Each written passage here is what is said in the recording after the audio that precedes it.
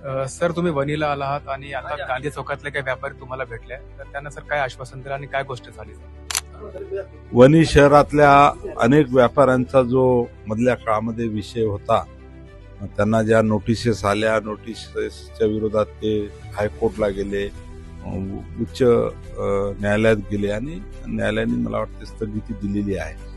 तर या विषयाच्या संदर्भात आज आचारसंहिता चालू असल्यामुळे शासनाचा प्रतिनिधी किंवा जिल्ह्याचा पालकमंत्री म्हणून मी काही ठामपणे सांगू शकणार नाही, परंतु वणी शहर हे जुनं शहर आहे, जिल्ह्याचं मुख्यालय आहे.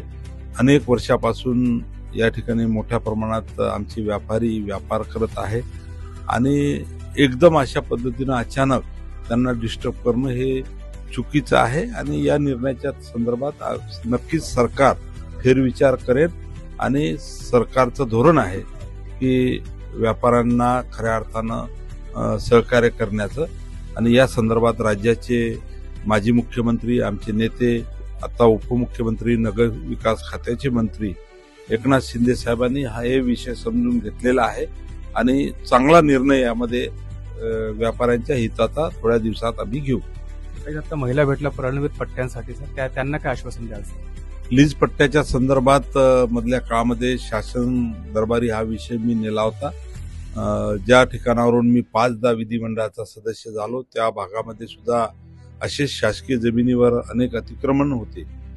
त्या सर्व अतिक्रमण धारकांना लीज पट्टे आणि मिळकत पत्रिका मिळवून देण्याचं काम सर्वात अगोदर माझ्याकडून सुरू झालं आणि मग त्या पद्धतीचं शासन निर्णय सुद्धा झालेला आहे. निवडणुका संपल्यानंतर ताबडतोब वणी शहरामध्ये ज्या ज्या ठिकाणी शासकीय जमिनीवर अतिक्रमण आहे त्या सर्व लोकांना लीज पट्टे आणि मिळकत पत्रिका देण्याच्या संदर्भात आम्ही तात्काळ कारवाई करू. वणीची टीम आहे, शिवसेनेची नवगठित टीम आहे, विजयबाबू चोरडे हे संघटन मंत्री झाले आहेत आणि आपल्यावर खूप निवडणुकीची मोठी जबाबदारी आहे सर. तर या निवडणुकीबाबत तुम्ही कसं काय बघता सर?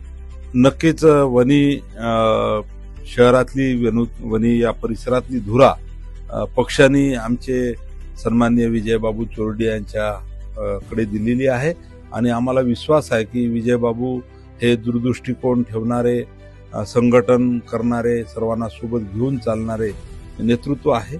आणि आज वणी शहरामध्ये जे काही वातावरण शिवसेनेचं आहे, आमचे जुने सुद्धा सर्व शिवसेनेचे पदाधिकारी खांद्याला खांदा लावून या ठिकाणी शिवसेनेचा झेंडा वणीमध्ये फळकला पाहिजे या दृष्टीने प्रयत्न करत आहे. कार्यकर्त्यांना काय कानमंत्र द्याल सर?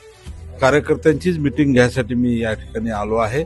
नक्कीच कार्यकर्ते उमेदवार कोण आहे याच्यापेक्षा धनुष्यबाण विजयी झाला पाहिजे अशा पद्धतीचं सर्व कार्यकर्ते कामाला लागलेले आहेत. धन्यवाद सर.